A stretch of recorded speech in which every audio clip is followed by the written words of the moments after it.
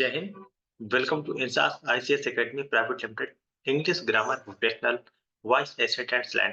आपको बता दें कि समय समय पर इंग्लिश ग्रामर वोकेशनल में बहुत सारे ऐसे वर्ड कंपटीशन और एकेडमिक में पूछे जाते हैं जिनकी सही जानकारी ना होने की वजह से हमें अच्छे अंक ना तो मिल पाते हैं और ना हमें अच्छी इंग्लिश बोलनी आ पाती है। तो आज की जो टॉपिक है वॉइस एसेट एंड स्लैंग में ये विशेष रूप से अपोजिशन के ऊपर है। अपोजिशन नाउन से रिलेटेड होते हैं, प्रोनाउन से रिलेटेड होते हैं और एक दूसरे की जानकारी व्यवस्था उपलब्ध कराते हैं।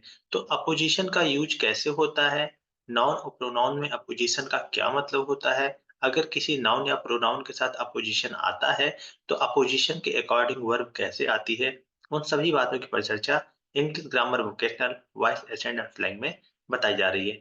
तो आज की जो टॉपिक है ये विशेष रूप से एसेंट के ऊपर है और यहाँ पे हमें अपोजिशन की पूरी जानकारी लेनी है। तो अपोजिशन के बारे में पहले हम समझते हैं।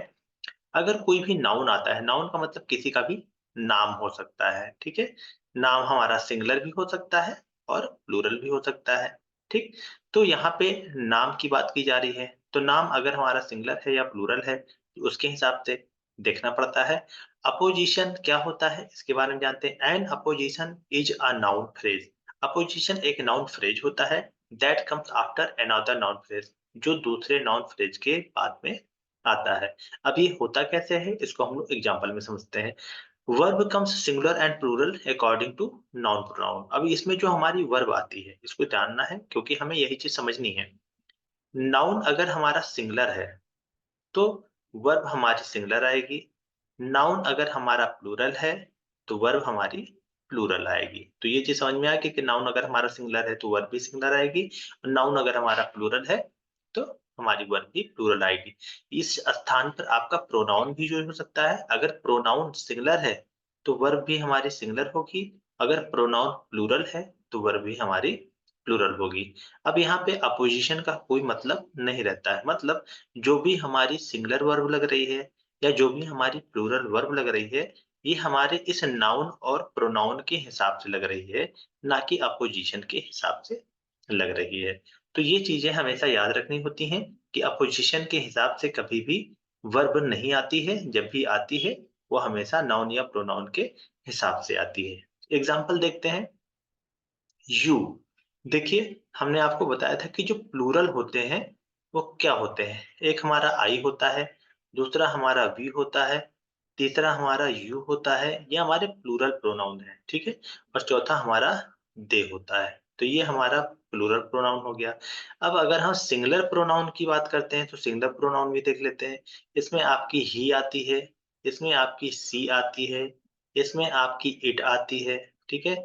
इसमें आपकी वन आती है और इसमें आपकी हू आती है। तो एक ये हमारा वन हो गया और चौथा हमारा पांचवा हू हो गया, ठीक? तो ये हमारा सिंगुलर प्रोनाउन माने जाते हैं और ये हमारे प्लूरल प्रोनाउन माने जाते हैं। मतलब अब इसमें जो भी वर्ब लगेगी वो अपोजिशन के हिसाब से नहीं लगेगी। अपोजिशन के हिसाब से नहीं लगेगी, अपोजिशन के हिसाब से नहीं लगेगी। जो भी वर्ब लगेगी वो इस प्रोनाउन के हिसाब से लगेगी, इस प्रोनाउन के हिसाब से लगेगी, इस प्रोनाउन के हिसाब से लगेगी। तो सेंटेंस देखिए। You my brother are not loyal to me, ठीक? अब यहाँ पे ये जो आर आया हुआ है, आर किसके हिसाब से आया हुआ है? आर आया हुआ है यू के हिसाब से, ना कि माई ब्रदर के हिसाब से। हमें ये चीज जाननी है कि जब कभी भी दो नाउन या दो प्रोनाउन एक साथ यूज होते हैं तो जो भी वर्ब आती है वो पहले नाउन या प्रोनाउन के हिसाब से आती है, ना कि बाद वाले नाउन या प्रोनाउन के हिसाब से। तो जब कभी भी कहीं भी इस तरह से दो नाउन मिले या दो प्रोनाउन मिले तो बाद वाली चीजें ही अपोजिशन कहलाती हैं। यहाँ पे माय ब्रदर क्या है? अपोजिशन कहलाएगा, ठीक? यहाँ पे योर टीचर क्या है? ये अपोजिशन कहलाएगा। यहाँ पे योर स्टूडेंट क्या है? अपोजिशन कहलाएगा। तो यहाँ पे हमें जो भी वर्ब लगानी होती है ये पहले आए हुए किसी भी सेंटेंस में पहले आए हुए नाउन या प्रोनाउन के हिसाब से लगती है, ना कि उसके बाद आए हुए नाउन या प्रोनाउन जिसे हम अपोजिशन कहते हैं उसके हिसाब से लगती है, ठीक?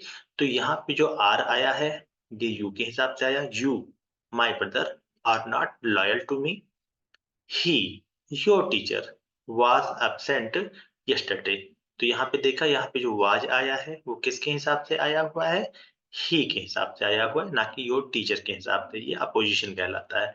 क्योंकि एक प्रोनाउन के बाद जब दूसरा प्रोनाउन कॉमा के साथ यूज होता है तो हमारा अपोजिशन कहलाता है। ठीक, अपोजिशन क्या होता है? इस नाउन या प्रोनाउन के बारे में पूरी जानकारी देता है।